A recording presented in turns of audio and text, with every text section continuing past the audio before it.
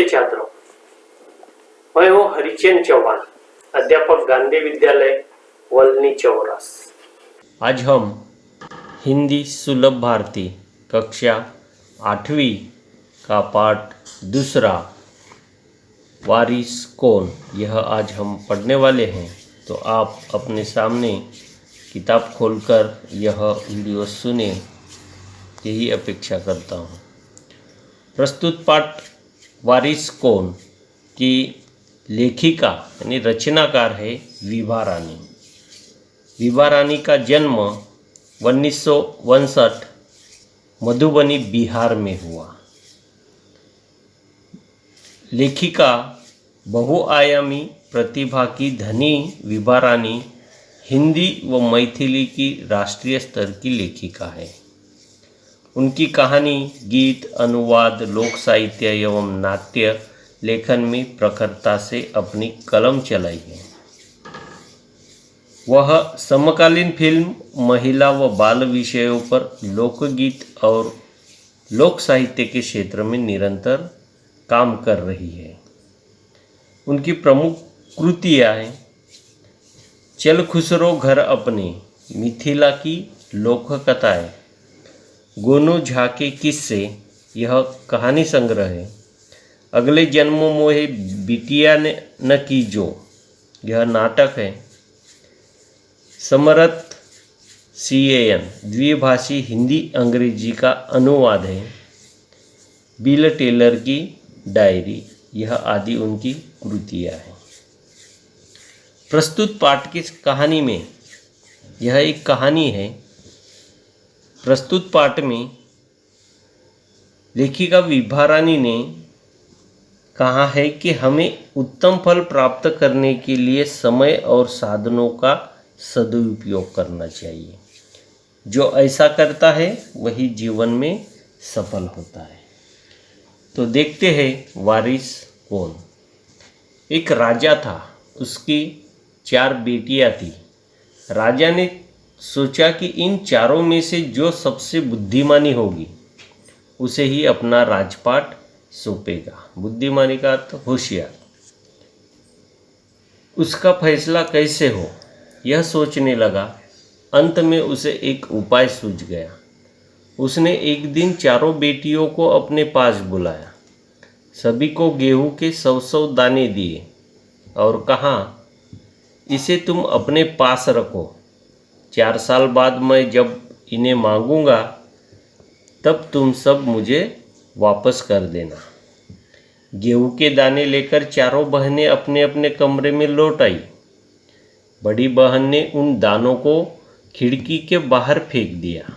जो सबसे बड़ी थी उसने खिड़की के बाहर फेंक दिया। उसने सोचा, आज से 5 साल बाद पिताजी को गेहूं के दानों की याद रहेगी क्या?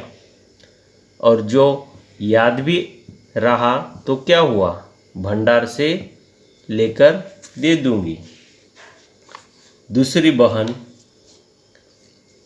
ने दानों को चांदी की एक डिब्बी में डालकर उसे मखमल के थैले में बंद करके सुरक्षा से अपनी संदकची में डाल दिया। सोचा 5 साल बाद जब पिताजी ये दाने मांगेंगे तब उन्हें वापस कर दूंगी। तीसरी बहन बस सोचती रही, इसका क्या करूं। चौथी और छोटी बहन तनिक बच्ची थी। तनिक का अर्थ है थोड़ा। शरारतें करना उसे बहुत पसंद था। उसे गेहूं के भुने दाने भी बहुत पसंद थे। उसने दानों को भुनवा कर खा डाला और खेल में मग्न हो गई। तीसरी राजकुमारी को इस बात का यकीन था कि पिताजी ने इन्हें यूं ही ये दाने नहीं दिए होंगे। जरूर इसके पीछे कोई मकसद होगा। मकसद यानी इसके पीछे कोई उद्देश्य होगा। पहले तो उसने भी अपनी दूसरी बहनों की तरह ही इन्हें सहेज कर रख देने की सोची। सहेज कर यानी संभाल कर। लेकिन वह ऐसा न कर सकी। 2-3 दिनों तक वह सोचती रही। फिर उसने अपने कमरे की खिड़की के पीछे वाली जमीन में वे दाने बो दिए। समय पर अंकुर फूटे, पौधे तैयार हुए, दाने निकले। राजकुमारी ने तैयार फसल में से दाने निकाले और फिर से बो दिए। इस तरह 5 वर्षों में उसके पास ढेर सारा गेहूँ तैयार हो गया। 5 साल बाद राजा ने फिर चारों बहनों को बुलाया और कहा, आज से 5 साल पहले मैंने तुम्हें चारों को गेहूं के 100 दाने दिए थे और कहा था कि 5 साल बाद मुझे वापस करना। कहाँ है वे दाने? बड़ी राजकुमारी भंडार घर जाकर गेहूं के दाने ले आई और राजा को दे दिए। राजा ने पूछा, क्या ये वही दाने हैं जो मैंने तुम्हें दिए थे? पहले तो राजकुमारी ने हाँ कह दिया, मगर राजा ने फिर कड़क कर पूछा। तब उसने सच्ची बात बता दी। राजा ने दूसरी राजकुमारी से पूछा, तुम्हारे दाने कहाँ हैं?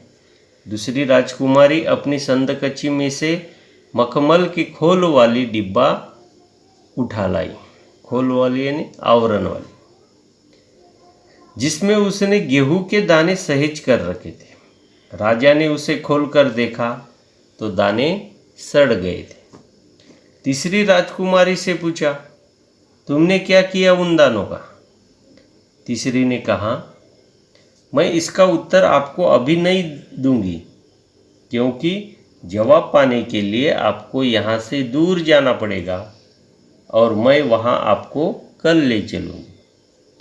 राजा ने अब चौथी और सबसे छोटी राजकुमारी से पूछा। उसने उसी बेपरवाही से जवाब दिया, उन दानों की कोई कीमत है पिताजी? वैसे तो ढेरों दाने भंडार में पड़े हैं। आप तो जानते हैं ना, मुझे गेहूं के भुने दाने बहुत अच्छे लगते हैं, सो मैं उन्हें भुनवा कर खा गई।